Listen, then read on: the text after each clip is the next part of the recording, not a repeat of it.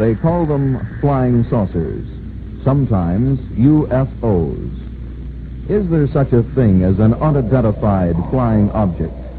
Some say yes, some no. Some are even willing to look for them at dusk on a lonely stretch of beach near Waukegan.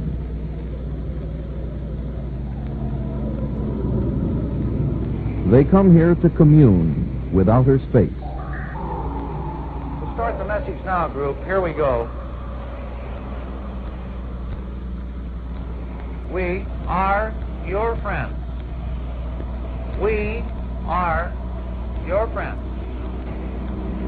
Please contact us. Please contact us. Please contact us. Man has always viewed the heavens with awe.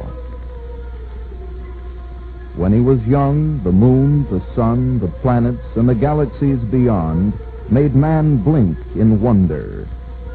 He believed the moon caused madness. An eclipse of the sun could bring him to his knees and freeze him with terror. A comet foretold the death of kings. But man has grown older and wiser and lives in an age of reason. He lives in an orderly universe, and he has learned to fly through space. Yet even now, as he looks up from Earth, there are things in the heavens that puzzle him. We jumped out of the car and stood by the side of the road just as this thing passed over our heads, barely above the treetops. It was hovering over the house, and it was moving side to side directly over this house. And as far as what it was, I wouldn't have the slightest idea. It's not the slightest idea. For nearly 20 years, we've argued. For nearly 20 years, we've wondered. Have we been watching a fantasy, a legend, a myth? Or is something up there watching us? We are your friends. Please contact us. We are your friends. Please contact us. We are your friends. Elk Grove Village, northwest of Chicago.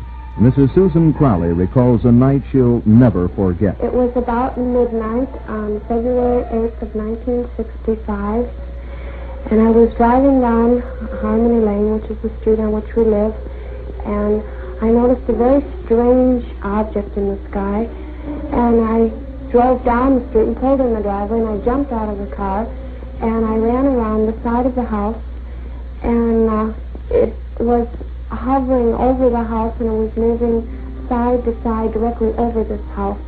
I was so stunned, and I ran back around the house again, and I came in the front door to wake up my husband so I could show him. And I ran through the house, and I looked out the dining room windows, and the object was gone. And I ran in, and I got my husband out of bed, and I brought him out, and we stood here and looked for about a half an hour, and the police came out, and they took a report, but they had no further reports of any such object. I've drawn this object many times since I saw it, and it was an oval inside of an oval. It was a very definite shape. It was about 40 feet long, and I say this because the house is about 50 feet long, and it made no noise. It was completely silent, and I could see no visible entries or windows or doors, as we would call it. The only logical explanation that I can come up with is that it was a flying object of some sort that could hover, and such as I've never seen before. Lots of people have suggested that I forget this because of the ridicule it might bring to my husband and my children. But I saw it for so many minutes that I can't deny what I saw.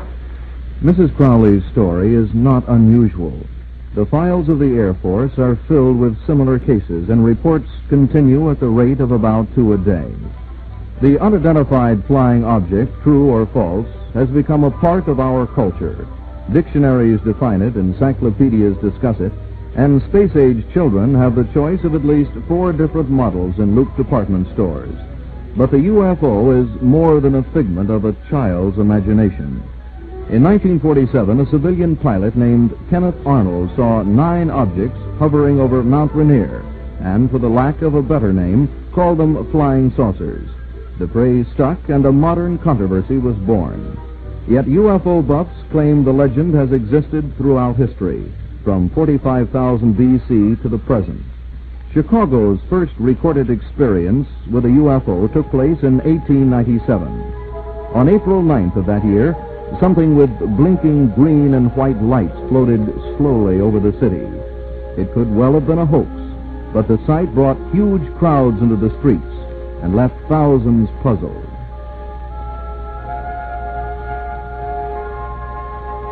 In recent years, a scattered number of photographs have appeared in papers throughout the world. They show a variety of sizes, shapes, and designs.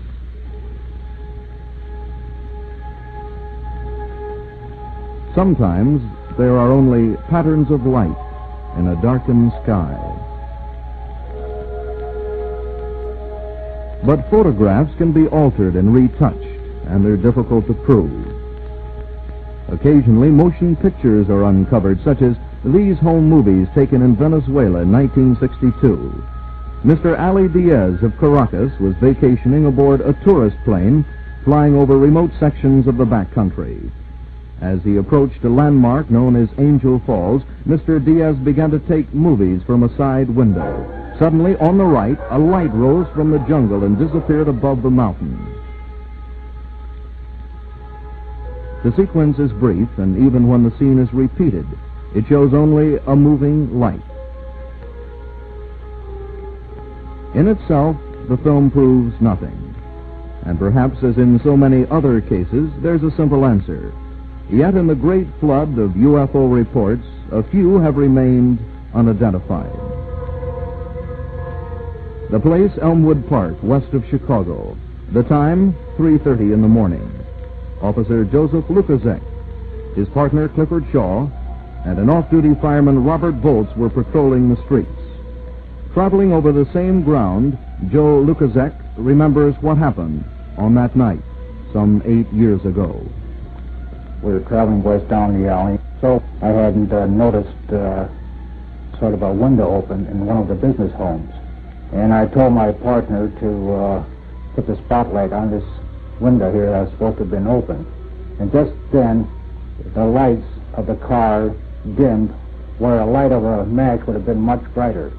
We saw a strange object, which was perfectly round, possibly 50 to 100 feet in front of us. It was sort of a reddish and orange color, real easy on the eyes. We were chasing this object, which was going west down the alley. It formed itself in a cigar shape and looked as though it was going to land into the cemetery. So as I kicked my lights on, this here object rised possibly at the speed of 50 to 60 miles an hour. So we lost sight of it. I remarked to my partner, well, we lost the object, so no sense of worrying over it. As we approached 80th, this object came to our left, almost hitting the squad car, where if I would have had the window down, I could have just touched the object. So we chased it as far as Franklin Park. We didn't care to go any further out of town, and we just sat there. And then it disappeared as though you took a shade and rolled it up. They returned to the cemetery, looked again, and found nothing. Later, they heard of a similar case that happened in Texas the night before. And through the years, they wondered what they saw on that night in 1957. Some think they know. We believe that UFOs are real, that they are from outer space, and that they are intelligently controlled. Sherman Larson, president of the Chicago chapter of NICAP, the National Investigations Committee on Aerial Phenomena, the largest UFO citizens group in the country, founded by retired Marine Corps officer Major Donald Kehoe. In Chicago, NICAP meets in the Adler Planetarium. Now, our purpose is to inform the public of the reality of UFOs, or unidentified flying objects. NICAP has one point of view concerning UFOs, and the Air Force has quite another. There has never been any evidence presented to the United States Air Force or discovered by the United States Air Force which would indicate that the UFO phenomena represents any interplanetary space vehicle of any kind. Major Hector Quintanilla, Wright-Patterson Field, Chief of Project Blue Book, the unit that investigates UFOs.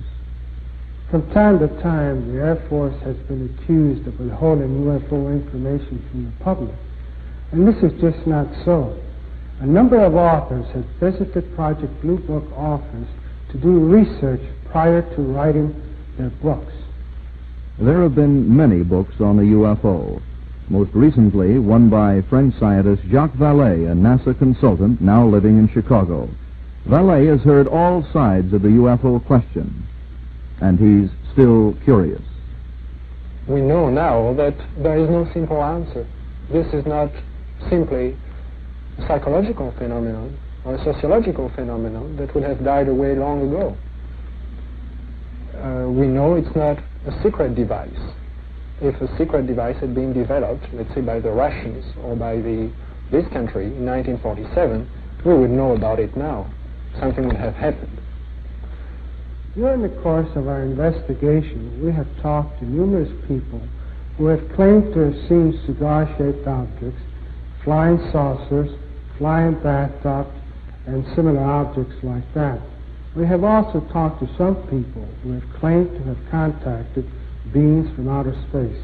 The very dramatic sighting made by Mrs. Crowley is a real puzzler, and I can't say and won't say that I have solved it or know the answer, yet a simple calculation shows that the setting moon was in virtually precisely the position of the sighting of the glow that Mrs. Crowley reported. And the puzzling thing that remains is simply that why didn't she see the moon, which was right smack in the place that the glow was? The case reported by Officer Joe Lukasak and his colleagues in Elmwood Park represents a good UFO. It simply means unidentified flying object. I would like, of course, to be able to explain it as a setting moon, but it would be almost preposterous to try to ascribe to the moon the erratic motions of the object as described and reported by Officer Joe Lukasak. We believe that while a large number of sightings are explained as natural phenomena, there is still that considerable percentage which are unexplained. These are the ones that concern us. It is true that a number of UFO reports remain unidentified. However, the Air Force will continue to evaluate these reports and any other UFO reports which are reported directly to it. If an observer wishes to report a UFO observation, he should contact his nearest Air Force base. We believe that the Air Force belittles and ridicules both sightings and observers unnecessarily. We feel that the uninformed public are being duped or hoaxed by the weak explanations of UFOs. After almost 20 years and after having investigated over 9,000 cases, the Air Force has determined that the UFO phenomena does not present a threat to the national security of the United States. Also, we have determined that the UFO phenomena as such does not represent any technological advances beyond our state of the art. Please contact us. We are your friends. For nearly 20 years we've argued. For nearly 20 years we've wondered. Have we been watching a fantasy, a legend, a myth? Or is something up there watching us? Please contact us.